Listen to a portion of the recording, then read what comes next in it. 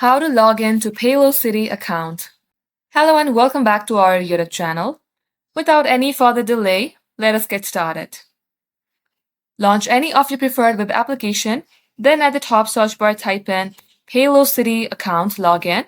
Just as you do so, you will see Paylocity login. Let's go ahead and click onto that link, which is also its official website.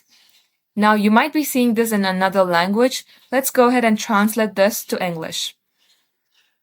Once you do so, you can enter your company identification at the first box, your username at the second, and your password at the third.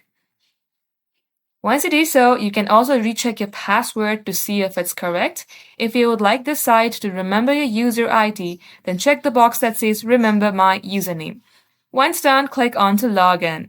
In case you have forgotten your password, you can also click on Forgot Your Password and get help resetting your Paylocity account. Just like so, this is how you can do the same as well.